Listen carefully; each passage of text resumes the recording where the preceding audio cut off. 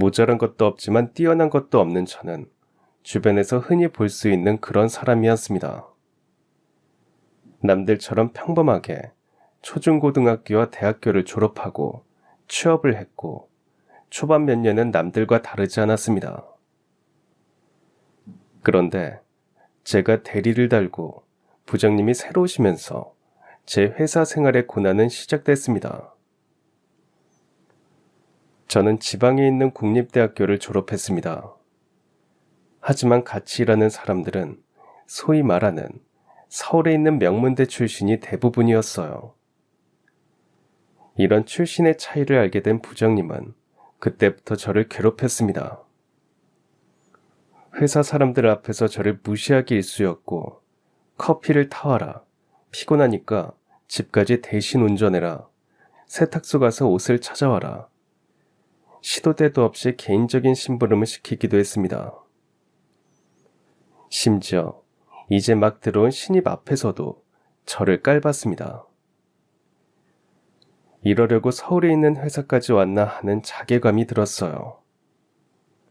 상황이 이렇다 보니 처음에는 저를 안타깝게 생각하던 동료들도 은근히 저를 무시하고 하기 싫은 일을 떠넘기기도 했습니다. 갈수록 회사 생활이 비참해졌어요. 하루에도 수십 번 사표를 쓰고 싶었지만 백도 없고 집안이 좋지도 않았고 재취업도 자신 없었기에 꼭 참아야만 했습니다. 그렇게 하루하루 버티고 있던 날이었어요. 아침부터 기분이 좋지 않았던 부장님은 화풀이 상대가 필요한지 저를 불렀습니다. 김대리, 김대성, 이 자식 어디 있어? 네, 부장님, 부르셨습니까? 야, 너 지금 이걸 보고서라고 올렸냐? 너 회사 생활 몇 년 차야? 근데 아직도 이따위로밖에 못해? 이래서 내가 취업대 애들을 싫어하는 거야. 학교에서 제대로 배우기나 했겠어? 야, 김대성이, 너 왜 아무 말도 없어?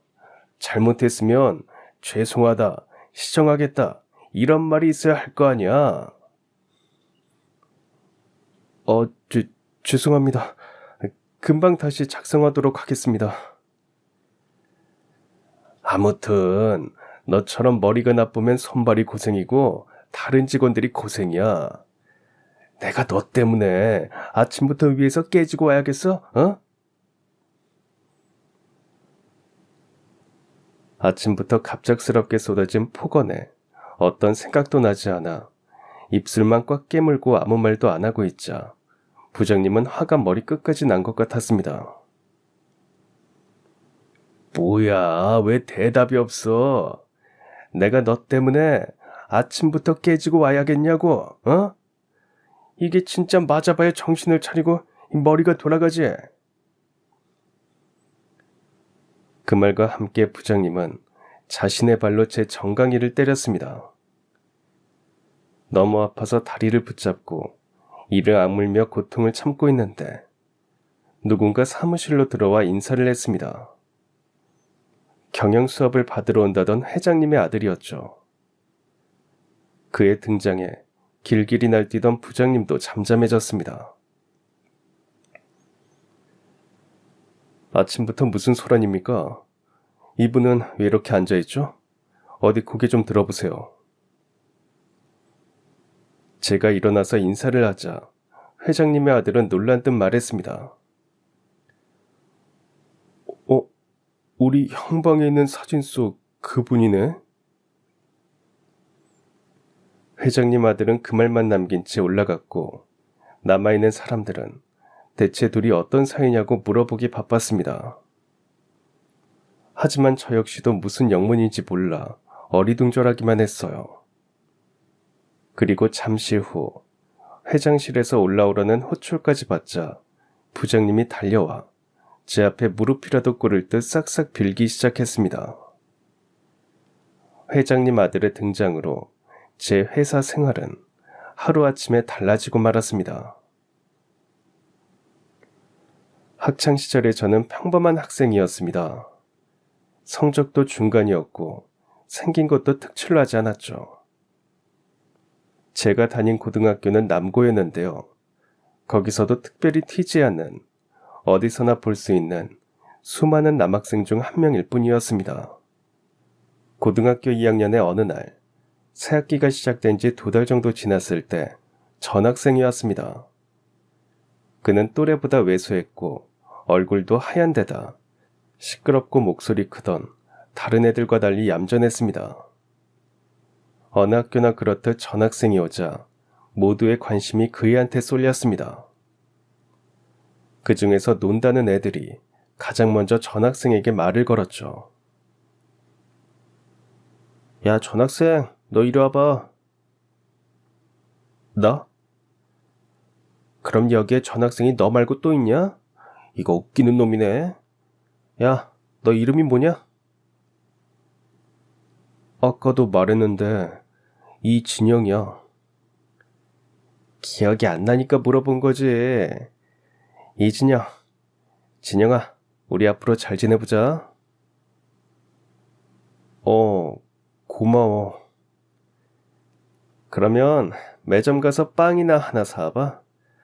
어제 축구를 해서 그런지 다리가 아파서 못 가겠다. 부탁 좀 하자. 빵? 그래, 알겠어. 근데 돈은? 전학 온 기념으로 한턱 쏴. 그 정도도 없어? 부탁하자, 친구야. 전학생은 싫은 소리라고는 못하는 것 같았고 무슨 말을 해도 바보같이 웃기만 했습니다. 그래서였는지 전학 온 날부터 노는 무리에 타깃이 되어버렸죠. 때리거나 따돌리는 건 아니었지만 얌전하고 소심한 탓에 쉽게 놀림거리가 됐고 그 애들의 심부름꾼이 되어버렸습니다. 이거 사와라 저거 사와라 시키는데도 전학생은 웃으면서 하라는 대로 하기만 했어요. 그런 게 부당하다 생각했지만 괜히 엮였다가 저까지 괴롭힘을 당할까봐 모른 척했습니다. 그러던 어느 날 체육 시간을 앞두고 화장실에 잠깐 들렀다가 노는 애들이 작당 모의 하는 걸 우연히 듣게 됐습니다. 제가 화장실 칸 안에 있는 줄도 모르고 지들끼리 신나서 말하더라고요. 야, 오늘 당번 이진영 맞지? 걔 좀 놀려줄까? 나한테 좋은 생각이 하나 있거든. 들어봐봐. 체육 시간 끝나고 걔가 다용도실에 물건 갖다 두러 들어가면 문을 잠가버리는 거야. 어때? 재밌겠지? 무서워서 질질 짜면서 문 열어달라고 하면 그때 우리가 열어주는 거야. 유치하기 그지없었습니다. 18살이 아직도 초등학교 1학년처럼 논다는 게 믿어지지가 않았죠. 더는 두고 볼 수가 없어서 전학생 진영이를 도와주기로 마음먹었습니다. 체육 시간이 끝나자 당번이었던 진영이는 뒷정리를 해야 했고 수업 시간에 사용했던 물건을 챙겨 다용도실로 향했습니다. 노는 애들은 화장실에서 말한 것처럼 진영이 뒤를 몰래 따라가더니 자기들이 말한 것처럼 다용도실 문을 잠가버렸습니다. 진영이는 아무것도 모르고 그 안에 꼼짝없이 갇혀버리고 말았어요. 뭐가 그리 웃긴지 지들끼리 시시덕거리더니 그대로 가버렸고 저는 그 애들이 완전히 그곳을 벗어난 걸 확인하고는 창고의 문 앞으로 갔습니다. 진영이도 문이 잠긴 걸 알았는지 안에서 문을 두드리며 소리치고 있더라고요. 누구 없어요? 여기 사람 갇혔어요. 문 좀 열어주세요. 진영아, 나 같은 반 대성인데 문 열어줄 테니까 진정하고 조금만 기다려. 대성이? 대성아, 나 문 좀 빨리 열어줘. 숨쉬기가 힘들어. 문이 열리자마자 식은땀으로 흠뻑 젖은 진영이의 얼굴이 보였습니다. 진영이는 숨을 몇 번 크게 들이마시고 내쉬길 반복하더니 조금 진정되는 듯 했고 또 웃으면서 말했습니다. 대성아, 고마워. 내가 이런 곳에 갇히면 답답해서 숨이 잘 안 쉬어질 때가 있거든. 너 아니었으면 큰일 날 뻔했다. 그치? 야, 이진영, 너는 이럴 때도 웃음이 나오냐? 다행이라는 말이 나와? 이분, 너한테 맨날 심부름 시키는 애들이 일부러 잠근 거야. 아, 이 바보 같은 게. 너 그렇게 착하게만 구니까 그 자식들이 계속 심부름 시키고 놀리는 거야. 하기 싫다고 말도 하고 화도 좀 내봐라. 나는 괜찮아. 그래도 적어도 나 없는 사람처럼 무시는 안 하잖아. 그거면 됐어. 그날 이후 진영이가 더 신경 쓰였어요. 무시하는 것보다 나으니 그 애들의 심부름과 놀림을 참겠다는 게 불쌍하기도 했습니다. 그래서 다음 날부터 저는 진영이에게 친한 척을 했습니다. 같이 매점도 가고 밥도 먹고 수업이 끝나면 하교도 같이 했죠. 그리고 노는 애들도 시간이 지나니 진영이에게 점점 관심을 거두었고 창고에 갇혔던 날 이후 자주 붙어 다니다 보니 어느덧 저희는 친구가 되어 있었습니다. 그리고 며칠 후 진영이는 조심스럽게 저를 자신의 집으로 초대했습니다. 대성아, 오늘 학교 끝나고 우리 집에 안 갈래? 아니, 엄마가 자꾸 친구 한번 보고 싶다고 하셔서. 근데 너 불편하면 안 가도 돼. 야, 다른 사람도 아니고 너희 엄마가 초대하셨다고 하는데 가야지. 나 그렇게 예의 없는 사람 아니다. 기대를 한 건 아니지만 막상 그 집에 가보니 진영이가 어렵게 살고 있다는 건 단번에 알 수 있었습니다. 진영이는 어머니와 단둘이 허름한 반지하에서 살고 있었고 심지어 어머니는 어딘가 아파 보였습니다.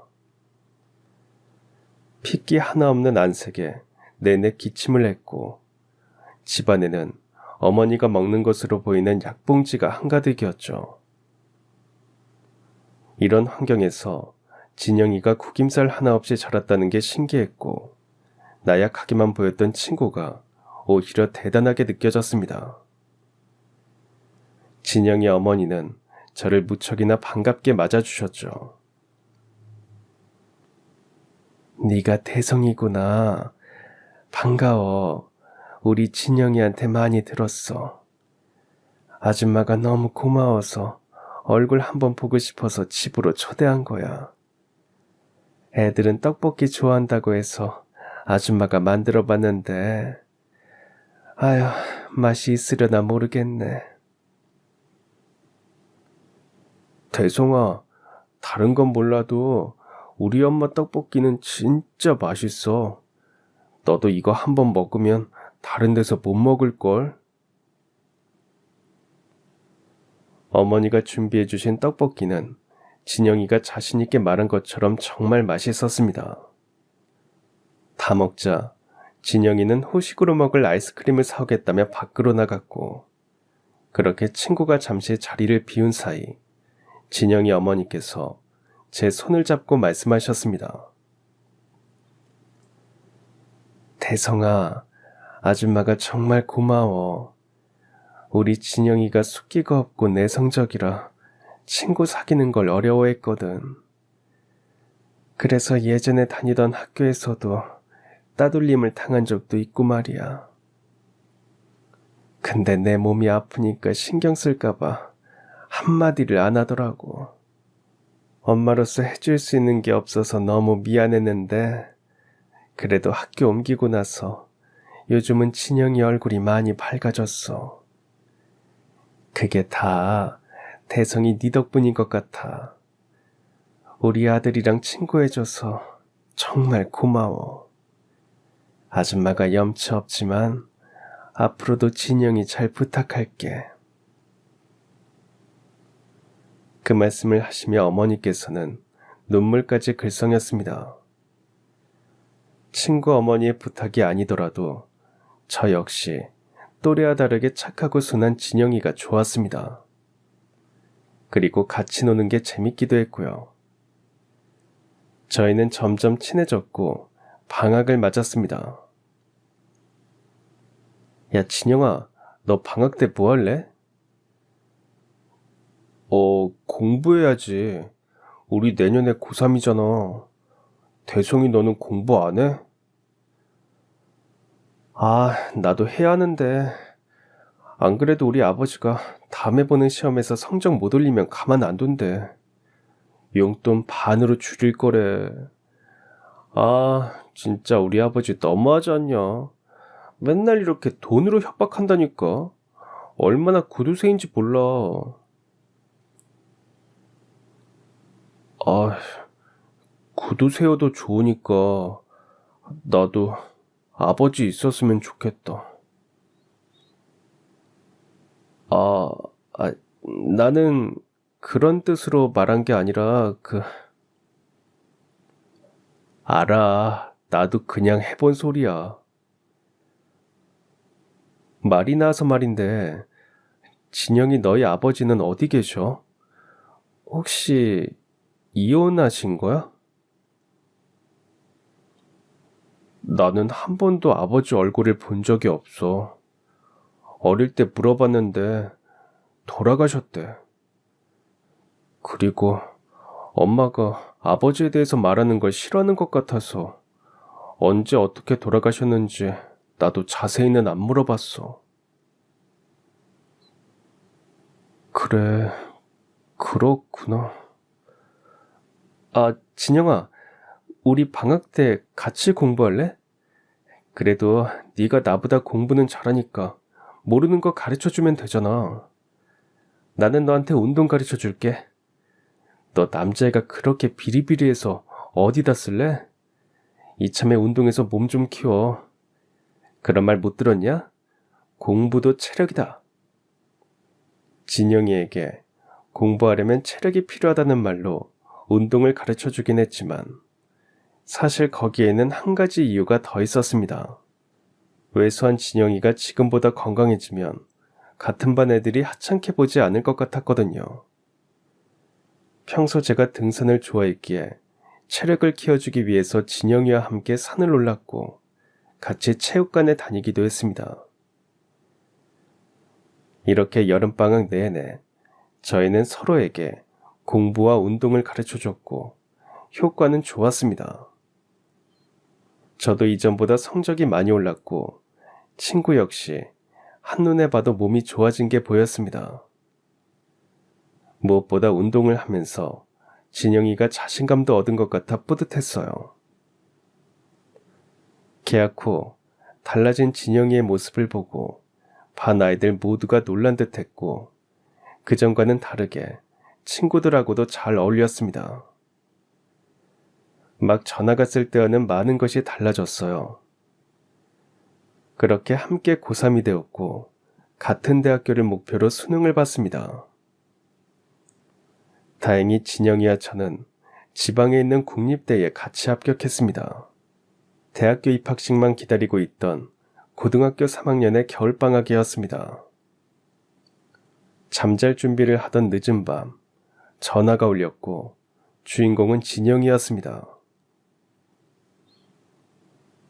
진영아, 밤늦게 무슨 일이야? 그게 대성아, 우리 엄마가 돌아가셨어. 지금 병원인데 어떻게 해야 할지 모르겠다. 어쩌지? 어떻게 하면 좋지? 아주머니가? 어디 병원이야? 내가 지금 우리 부모님 모시고 갈게. 목소리만 들어도 친구가 지금 얼마나 불안하고 무서운지 다 느껴졌습니다. 바로 부모님께 이 사실을 알리고 저희 가족은 진영이가 알려준 병원으로 향했습니다. 그리고 거기서 허망한 표정으로 병원 복도에 주저앉아 있는 친구를 발견했습니다. 부모님은 친구 대신 절차를 밟아서 병원에 있는 장례식에 빈소를 마련해 주셨습니다. 찾아오는 사람도 없는 조용하고 초라한 3일이 지났고 친구는 많이 힘들어하는 것 같았지만 그래도 마음을 추스르려 노력했습니다. 진영아, 아주머니 좋은 곳 가셨을 거야. 힘내라. 그래, 대성아, 고마워. 너희 부모님께도 정말 감사하고. 우리 엄마 그동안 항상 아프기만 했는데 하늘에서는 편안해지셨겠지. 거기서는 기침도 안 하고 음식도 잘 드셨으면 좋겠다. 대성아, 나도 혼자지만 씩씩하게 잘 살아볼 거야. 그래야 엄마도 기뻐하실 거고. 이진영, 네가 왜 혼자야? 너 서운하게 말 그렇게 할래? 네 옆에는 나도 있고 우리 부모님도 있잖아. 유독 추웠던 겨울이 가고 저희는 대학교 1학년 새내기가 됐습니다. 친구는 언젠가부터 카메라를 들고 다니기 시작했습니다. 진영이, 너 웬 카메라야? 샀어? 이거 엄마 유품 정리하다가 나온 건데 아직 멀쩡하더라고. 대성아, 너 거기 서봐. 내가 사진 한 장 찍어줄게. 에이, 사진은 무슨. 됐어, 찍지 마. 남는 건 사진뿐이라고 하잖아. 우리가 나중에 늙었을 때 지금 찍어둔 거 보면 얼마나 재밌겠어. 그러지 말고 거기 서봐. 찍는다. 하나, 둘, 셋. 진영이는 카메라로 찍은 사진을 인화해서 저한테 주기도 했고 본인이 직접 간직하기도 했습니다. 대학 생활을 더 즐겁게 하려고 저희는 등산 동아리에 같이 들어갔는데 그때도 부원들의 사진은 진영이 담당이었습니다. 사진이 많아지는 만큼 함께하는 추억도 늘어가는 것처럼 느껴졌습니다. 한동안 동아리 부원들과 함께 산을 오르다가 입대 전에 오랜만에 둘이서만 등산을 하기로 했고 평소에 가고 싶었던 산으로 갔습니다. 며칠 전 비가 와서 그런지 산길이 미끄러웠어요. 진영아, 오늘 길이 미끄럽네. 조심하고 무리하지 말자. 정상까지 안 가도 되니까 힘들면 내려오는 거다. 그래, 너도 조심하고. 어디 올라가 볼까? 조심스럽게 한 발씩 내디디며 산을 올랐는데 중간쯤 갔을 때 사건이 벌어지고 말았습니다. 앞서가던 진영이가 발을 헛디뎌 미끄러졌고 제가 보는 눈앞에서 그대로 떨어지고 말았습니다. 저는 친구의 이름을 부르며 진영이를 향해 달려갔지만 저 역시 미끄러져 친구가 있는 곳에서 멀지 않은 곳에 떨어지고 말았습니다. 진영아, 진영아, 눈 좀 떠봐. 정신 잃으면 안 돼. 하지만 친구는 정신을 잃은 것 같았습니다. 그나마 다행히 저는 깨어 있었지만 몸이 아파 꼼짝할 수가 없었죠. 저희가 떨어진 데가 하필이면 물이 고여있는 곳이었기에 옷이 물에 젖어 체온도 급격히 떨어지는지 이가 달달달 떨리기까지 했습니다. 이대로 있으면 둘 다 큰일 날지도 모른다는 생각에 남아있는 힘을 모아 구해달라고 소리를 질렀습니다. 살려주세요. 여기 사람이 떨어졌어요. 아무도 없어요? 살려주세요. 몇 분쯤 흘렀을 때 어떤 아주머니의 목소리가 들려왔습니다. 거기 누구 있어요? 어머, 사람이 떨어졌나 봐, 여보. 이리로 와봐요. 저기 사람 맞죠? 저기요, 여기 사람이 떨어졌어요. 제발 살려주세요. 119 좀 불러주세요. 알았어요. 지금 바로 신고할 테니까 조금만 기다려요. 다행히 등산객에게 발견이 되었고 마침내 구조대가 와서 저와 친구는 구출됐습니다. 이제 살았구나 싶었습니다. 그리고 마지막 힘을 쥐었자 구급대원에게 말했습니다. 저 친구부터 구해주세요. 떨어지자마자 의식이 없어요. 아무리 불러도 대답이 없어요. 제발 제 친구 좀 살려주세요. 그 말까지 전한 뒤에 저 역시도 정신을 잃고 말았습니다. 눈을 떠보니 병실이었고 곁에는 어머니가 와 계셨습니다. 그리고 저는 팔에 깁스를 하고 있었어요. 엄마, 여기가 어디예요? 대성아, 너 정신이 들어? 아, 정말 다행이다. 여기 병원이야. 사고 난 건 기억나? 엄마가 얼마나 놀랐는지 알아? 기억나요. 엄마, 저 얼마나 이렇게 있었던 거예요? 너 3일 만에 깨어난 거야. 의사 선생님이 팔 다친 거 말고는 잘못된 데는 없다고 하는데 안 깨어나서 얼마나 걱정했는데.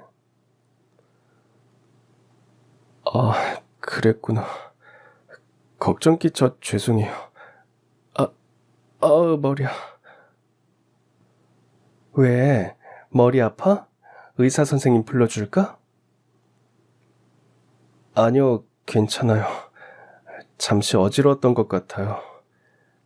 근데 엄마, 진영이는요? 진영이는 괜찮아요? 진영이?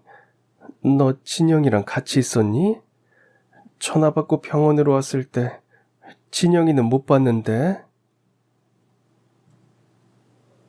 어머니의 말에 놀라서 병실을 찾아보니 정말 진영이는 온데간데 없었습니다.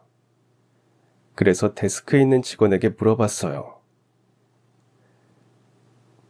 혹시 저랑 같이 실려온 제 또래 남자는 없었나요? 아, 등산하다가 추락사고로 온 그 학생 말하는 거 맞죠?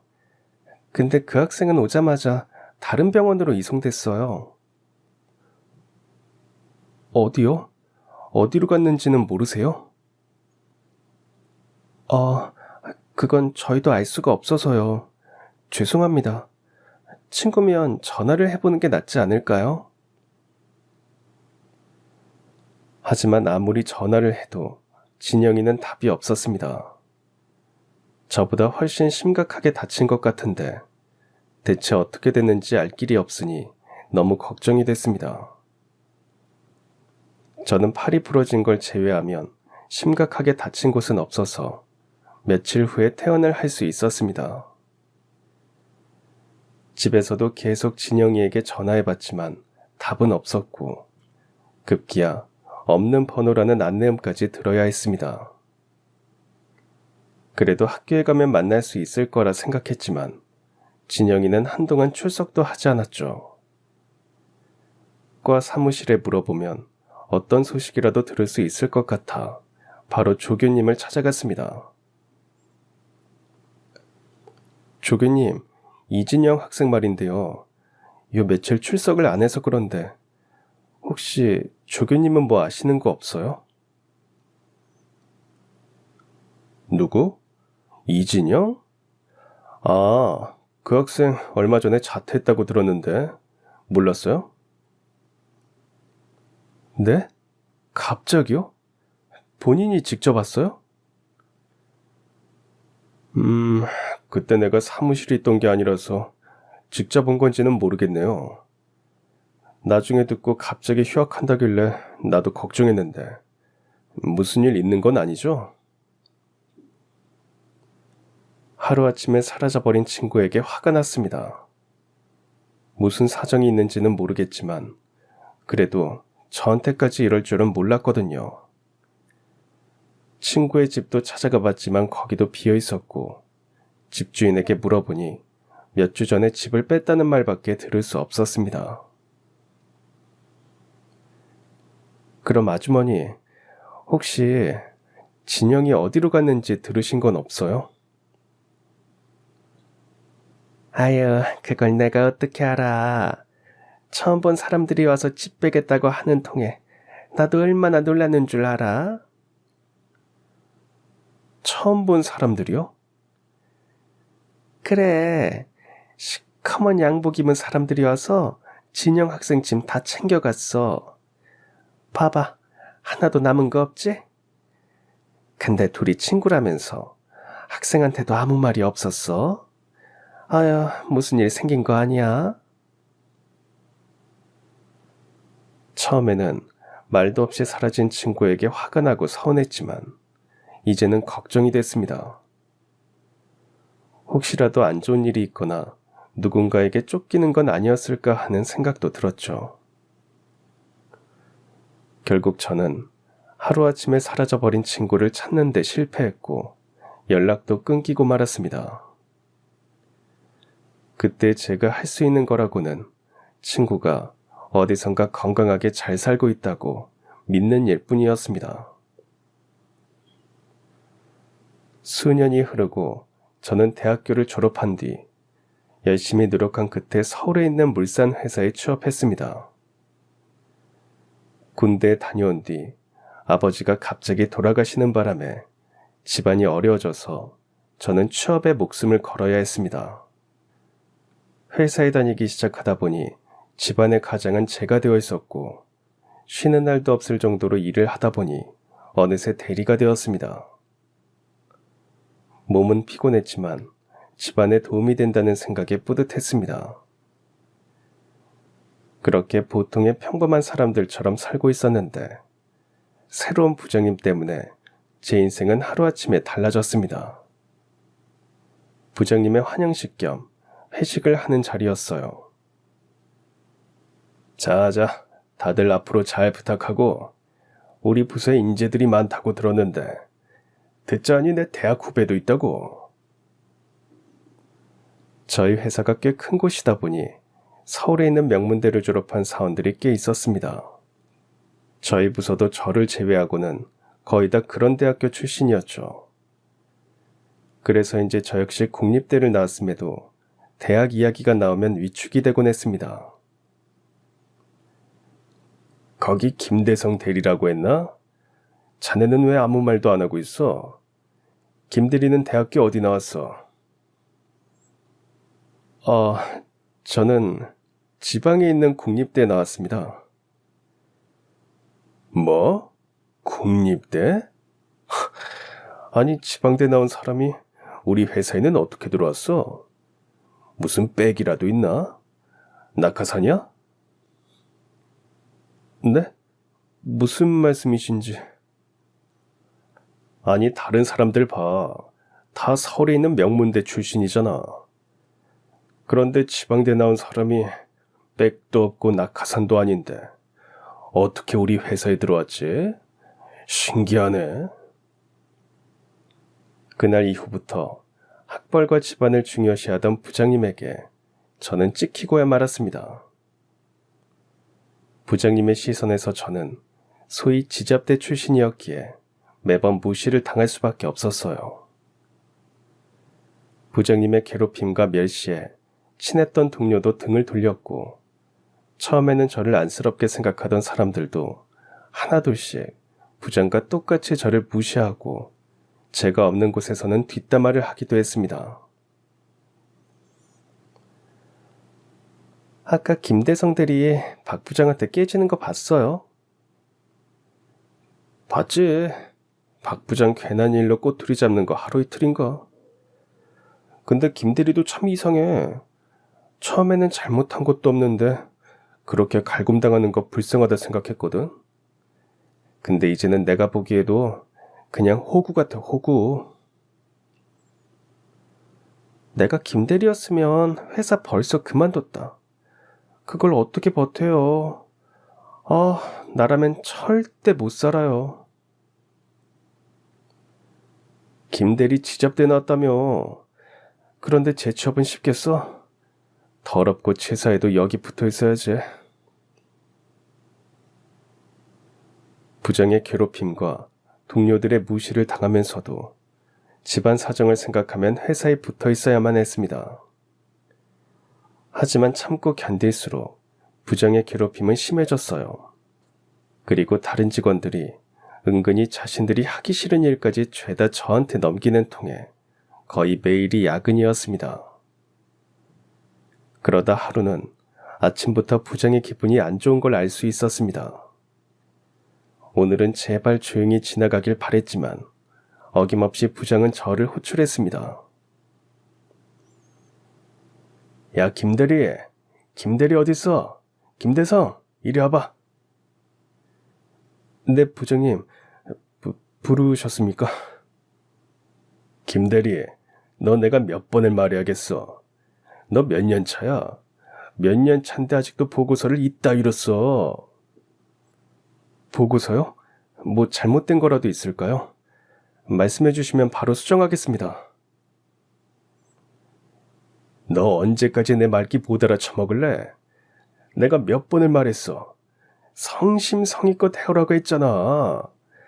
나는 이 폰트가 마음에 안 든다고 수백 번은 말했겠다. 정신 똑바로 못 차려? 겨우 보고서의 글씨체가 마음에 안 든다는 이유로 아침부터 부장은 자신의 안 좋은 기분을 저한테 풀었습니다. 아무튼 너처럼 머리가 나쁘면 손발이 고생이고 다른 직원들만 힘든 거야. 내가 너 때문에 아침부터 위에서 깨지고 와야겠어? 어?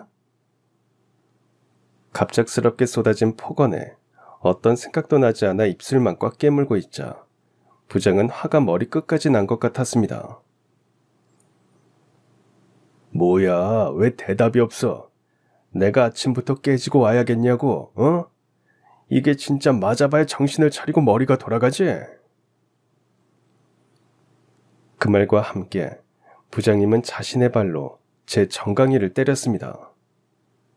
너무 아파서 다리를 붙잡은 채 소리도 못 지르고 고통을 참았지만 제 처지가 너무 비참했습니다. 그 비참함에 눈물까지 나고야 말았습니다. 그걸 본 부장은 보고서 모서리로 제 머리를 툭툭 치며 말했습니다. 야, 김대성, 너 우냐? 사내 자식이 그깟 정강이 하나 맞았다고 울어? 아휴, 이렇게 정신 상태가 썩어 빠져서 무슨 일을 하겠다고 그래? 그때 누군가 인사를 하며 사무실로 들어왔습니다. 경영 수업을 받으러 온다던 회장님의 아들이었죠. 그의 등장에 길길이 날뛰던 부장님도 잠잠해졌습니다. 오셨습니까? 아침부터 회사에서 소리가 너무 크네요, 박 부장님. 그게 직원 한 명 교육 중이었습니다. 김대리, 뭐하고 있어? 얼른 와서 인사 안 드리고. 저는 부장이 시키는 대로 회장님의 아들이라는 그 사람에게 고개 숙여 인사를 했죠. 그런데 그는 제 얼굴을 보자마자 아주 익숙한 얼굴이라는 듯이 이런 말을 했습니다. 우리 형방에 있는 사진 속 그분이네? 회장님 아들은 그 말만 남긴 채 회장실로 올라갔고 남아있는 사람들은 대체 둘이 어떤 인연이냐 물어보기 바빴습니다. 하지만 저 역시도 무슨 영문인지 몰라 어리둥절했죠. 그리고 잠시 후 회장실에서 올라오라는 호출까지 받자 부장님이 달려와 제 앞에 무릎이라도 꿇을 듯 싹싹 빌었습니다. 저기 김대리, 지금까지 내가 김대리한테 했던 말이나 행동들 다 잊어버려, 응? 내가 이렇게 사과할게. 부장님, 갑자기 왜 이러세요? 혹시 회장님 아들이 저 아는 척해서 이러시는 거면 저 진짜 그분이 누군지 몰라요. 오늘 처음 봤습니다. 다른 사람이랑 착각한 거 아닐까 싶어요. 에이, 왜 그래? 아무 사이도 아니면 김대리를 왜 회장실까지 부르겠어? 가서 내 말 좀 잘해줘. 그동안 우리 사이의 일은 쿨하게 잊어버리자, 응? 잘 다녀와. 부장의 배웅까지 받으며 회장실로 올라갔습니다. 입사하고 처음 와본 곳이라 긴장이 됐죠. 그리고 대체 회장님의 아들이 내 얼굴을 어떻게 알고 있는 건지 궁금했습니다. 떨리는 손으로 문을 열자 저는 너무 놀라 꿈이라도 꾸는 줄 알았습니다. 다시는 못 만날 줄 알았던 얼굴이 보였거든요. 경영 수업을 받으러 온 회장님 아들 옆에는 실족 사고 뒤 사라져버린 제 친구 진영이가 있었기 때문입니다. 정확히 10년 만에 만난 진영이는 휠체어를 타고 있었습니다. 대성아, 정말 너 맞구나. 동생이 내 방에 걸린 사진 속에 있는 남자랑 똑같이 생긴 사람이 있다고 알려줬어. 그 말 듣고 너무 놀라서 내가 직접 확인해보려고 바로 왔어. 잘 지냈어? 그때 다친 데는 괜찮은 거지? 이진영, 네가 어떻게 여길... 그리고 그 휠체어는 뭐야? 그 사고 때문이야? 아, 이거 그 사고로 다리 신경이 잘못돼서 결국 이렇게 됐어. 많이 놀랐지? 너는 그때 다친 데 없었어? 나는 팔 조금 부러진 거 말고는 괜찮았어. 진영아, 너 그동안 대체 어디서 있었던 거야? 그리고 이분이 동생이면 너도 회장님 아들인 거야? 아니, 어떻게... 너 분명 엄마랑 단둘이 살았었잖아. 아버지도 돌아가셨다며. 그게 설명하려면 너무 긴 이야기야. 대성아, 일단 앉아. 우리 앉아서 이야기하자. 10년 전 산을 올라갔다가 사고를 당한 친구가 정신을 차리고 눈을 떴을 때는 처음 보는 중년의 남자가 내려다보고 있었습니다. 저기, 정신이 드니? 네. 근데 누구세요? 여기는 어디고요? 그게 진영아, 당황스럽겠지만 내가 네 아버지다. 아버지요? 그럴 리 없어요.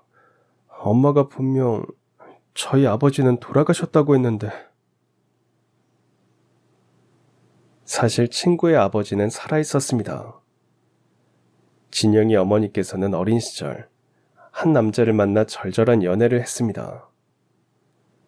당시 친구의 아버지는 제대 후 대학교에 다니고 있던 복학생이었고 어머니는 그 학교 근처에 있는 카페에서 일하고 있었다고 합니다.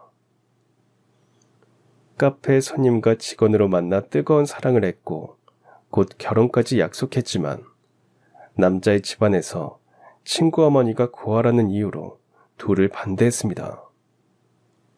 남자는 자신의 어머니를 어떻게든 설득시켜보려 했으나 쉽지 않았고 좋은 집안의 여자와 억지로 성까지 보게 했죠. 그리고 그걸 친구의 어머니가 우연히 알게 돼버린 겁니다. 당신이 나한테 어떻게 이럴 수 있어요? 오늘 가족 모임이 있다고 나간 거잖아요.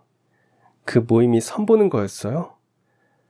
당신이 어떻게 나를 속일 수 있어요? 당신만 믿으라며. 결혼하자면서 그것도 다 거짓말이었어요? 돈 많은 집안 자식이라 나 같은 건 심심풀이로 데리고 논 거였냐고요. 미영아, 나는 정말 몰랐어. 믿어줘. 어머니가 가르쳐준 주소로 가보니까 그 여자가 앉아 있었던 거야. 그래서 어쩔 수 없이 차만 마시고 온 거라고. 헤어지면서 이미 좋아하는 여자도 있다고 말했어. 정말이야.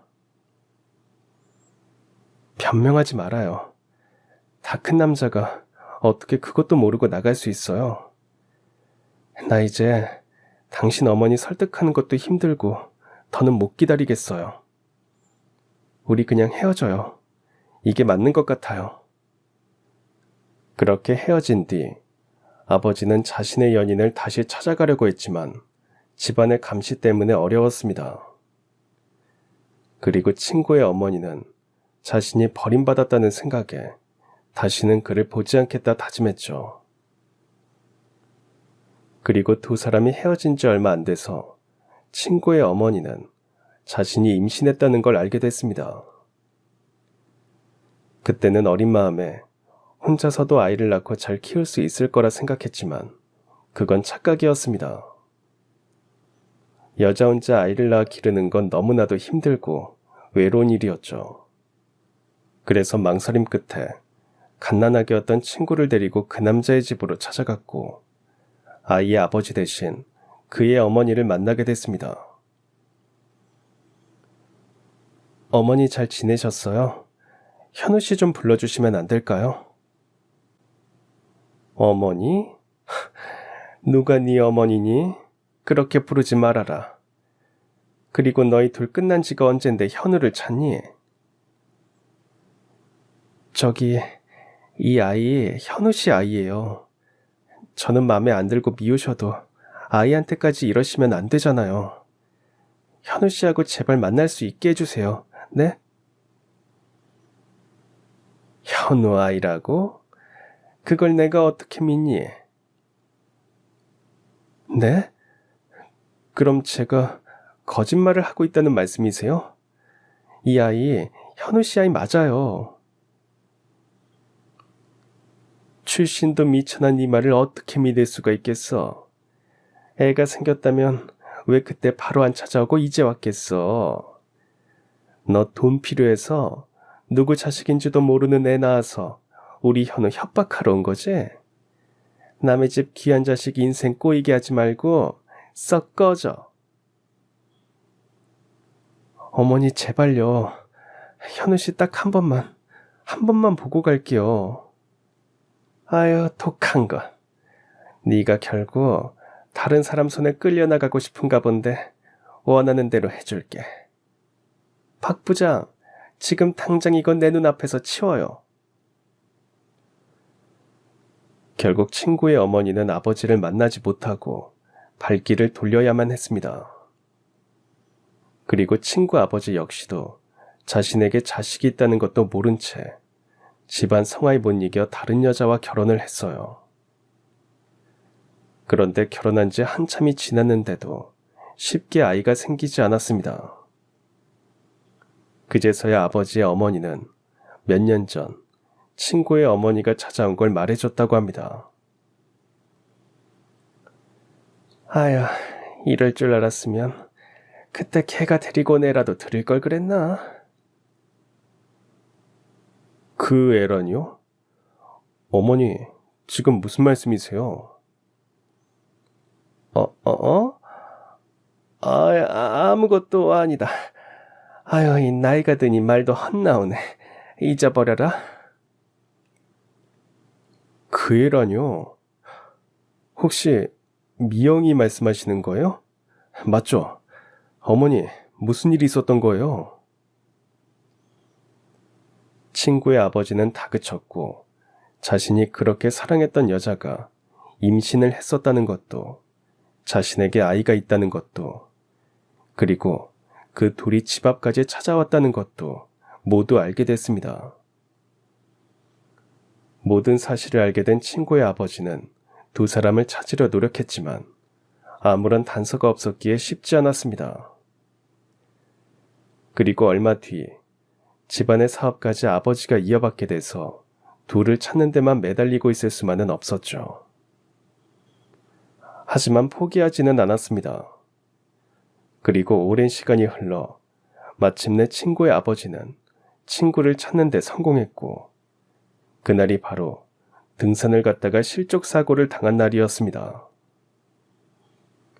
자신의 아들인 진영이를 살리기 위해 곧바로 서울에 있는 큰 병원으로 옮겼고 진영이는 거기서 오랜 수술을 받고 한참 뒤에 깨어난 것이었죠. 대성아 미안하다. 깨어난 뒤에는 정신이 하나도 없었어. 갑자기 나타난 아버지의 움직이지 않는 내 다리에 바로 너부터 찾았어야 했는데 한동안 적응하느라 이렇게 시간이 흐른 것도 몰랐어. 우리 아버지가 나 병실에 있을 동안 집도 다 정리하셨더라고. 짐도 별로 없었어. 옷 몇 가지랑 그리고 내가 그동안 찍은 사진 몇 장밖에 없더라. 그거라도 잘 간직하려고 액자에 넣어서 방에 걸어놨었어. 그랬구나. 나는 회장님 아들이 어떻게 내 얼굴을 알고 있나 했어. 거봐, 내가 사진 찍을 때 뭐라고 했어. 남는 건 사진밖에 없다고 했지? 그거라도 없었으면 우리가 이렇게 다시 만날 수 있었겠어? 그래, 진영이 네 말이 맞다. 친구를 다시 만나면 묻고 싶은 게 많았습니다. 하지만 막상 다리를 다쳐 휠체어를 타고 있는 진영이를 보니 그간의 사정을 다 듣지 않아도 얼마나 외롭고 견디기 힘든 시간을 보냈을지 짐작할 수 있었습니다. 그럼 진영이 너랑 회장님 아들이 형제라는 거지? 어머니는 다르지만 내가 집에 들어왔을 때 형식이가 친형처럼 잘 따르고 많이 챙겨줬어. 새어머니도 잘해주셨고. 다행이다. 그럼 진영이 네 다리는 아예 걸을 수 없는 거야? 그래도 재활 잘 받아서 이렇게 혼자서 휠체어라도 끌 수 있게 된 거야. 몇 년의 재활을 마치고 친구 역시 달라진 자신의 환경에 적응해갈 무렵 회장님이 친구에게 회사에 한 자리를 마련해 주려고 했지만 친구는 거절했습니다. 자신의 몸이 건강하지 않기에 경영 수업은 친구의 동생이 받기로 한 것이었죠. 나는 그런 것도 모르고 처음에는 나한테 한마디도 없이 사라진 너를 원망하기도 했었어. 네가 이렇게 힘든 시간을 보내고 있을 거라는 건 상상도 못했다. 미안하다, 진영아. 내가 말 안 했는데 어떻게 알아. 너무 자책하지 마. 나는 너한테 고마운 것밖에 없어. 대성이 네가 아니었다면 고등학교도 그렇게 즐겁게 졸업 못했을 거고 다리가 아닌 목숨을 잃었을지도 모르잖아. 그러니까 미안하게 생각하지 마. 이제 우리 다시 만났으니까 앞으로는 좋은 일만 생각하자. 저희는 새로운 연락처를 주고받았고 곧 다시 만나자는 약속을 한 채 저는 다시 동료들이 있는 사무실로 돌아갔습니다. 제가 들어오자 모두의 눈동자가 일제히 저를 향하는 게 느껴질 정도였습니다. 그 시선이 부담스러워 조용히 자리에 앉으려고 했으나 부장이 또다시 저를 호출했습니다. 이전과는 다르게 아주 상냥한 말투로 말이죠. 김대리, 잠깐 시간 좀 있나? 그게 부장님이 아까 다시 작성하라고 한 보고서를 써야 하는데요. 그거 급하신 거 아니었어요? 보고서? 강주임, 그 보고서 강주임이 써. 그리고 우리 김대리는 잠깐 나 좀 볼까? 부장은 저를 데리고 옥상으로 올라갔습니다. 그리고는 음료 한 캔을 뽑아 건네주더니 궁금한 걸 물어봤습니다. 김대리, 대체 회장님 아들이랑은 무슨 사이야? 나한테만 알려줘봐. 그게 아까 보신 그 회장님 아들하고는 모르는 사이인데요. 형이랑 제가 친구예요.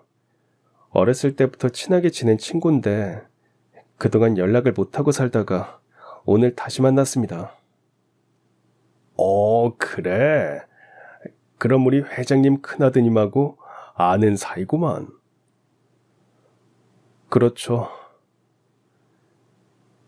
그 대답까지 들은 부장님은 갑자기 제 앞에 무릎을 꿇었습니다. 김대리, 그동안 내가 자네 무시했던 거 용서해주게나. 내가 이렇게 빌게, 응? 나 기러기 아빠인 거 알지? 지금 회사 잘리면 우리 집안 다 망해. 내가 앞으로 다시는 실수 안 할 테니까 한 번만 봐주게나. 김대리 사람 좋잖아. 내 부탁 들어줄 거지?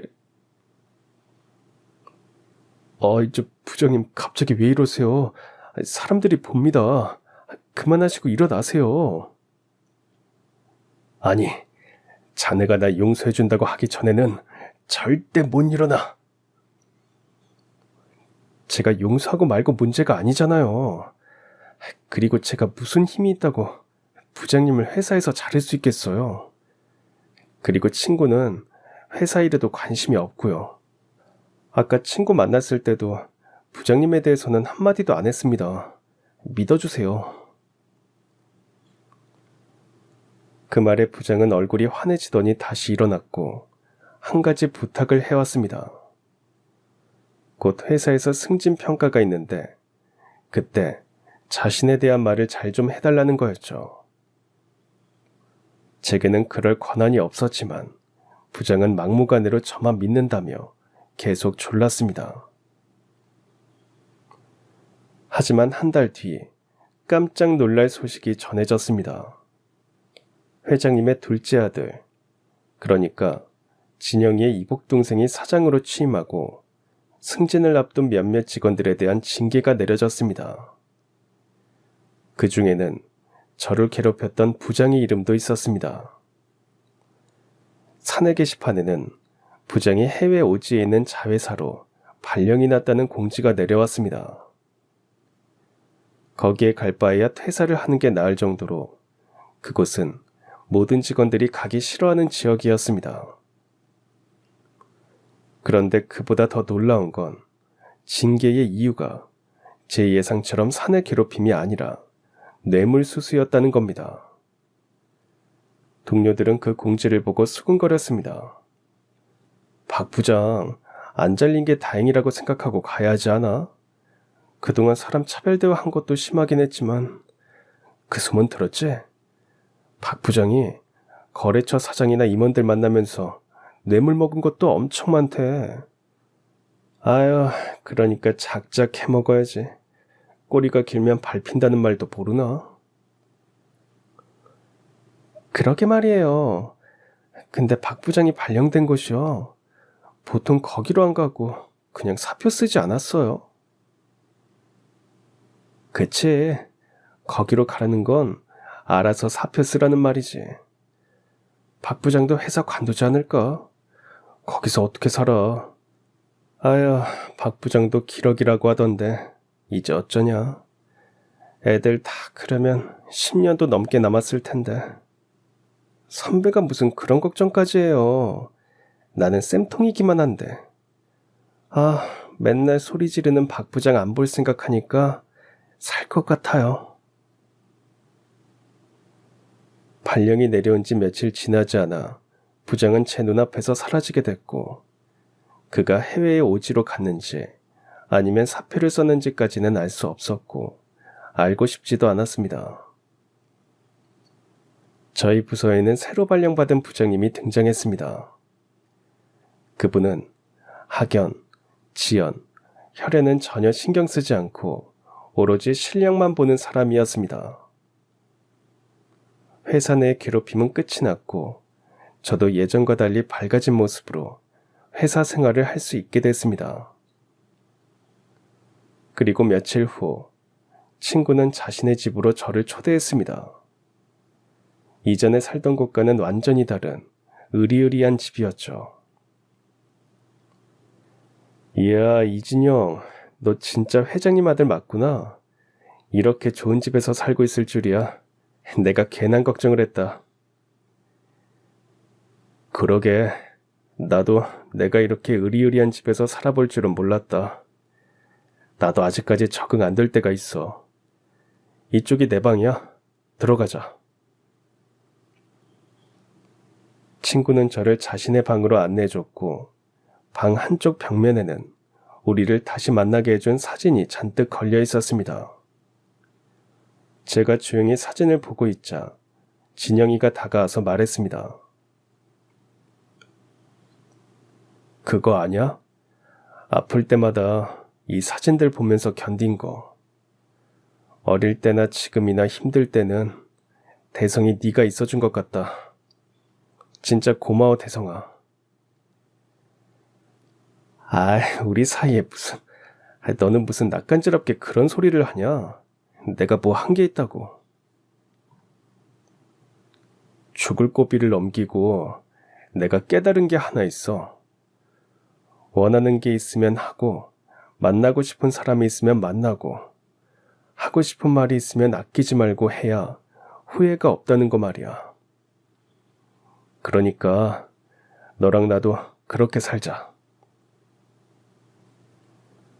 그 말처럼 친구는 지금 회사 일을 하는 대신 자신이 좋아하는 사진을 찍으며 살고 있습니다. 친구는 언젠가 직접 찍은 사진으로 전시회를 하는 게 목표라고 합니다. 그리고 저는 그 꿈을 이룰 수 있도록 옆에서 도와주며 응원할 겁니다. 인생의 파도는 누구에게나 찾아온다고 하죠. 앞으로도 높고 낮은 그 파도를 온몸으로 막아내며 살아야 하겠지만 그럴 때마다 친구와 저는 서로의 힘이 되어줄 거라 생각합니다. 대단히 거창하지는 않더라도 소소하게 주고받는 한마디로 서로에게 힘이 되어주는 친구로 오래도록 말입니다. 그럼 지금까지 사연 들어주셔서 감사합니다. 사연이 재밌으셨다면 구독과 좋아요 부탁드려요. 감사합니다. 안녕히 계세요.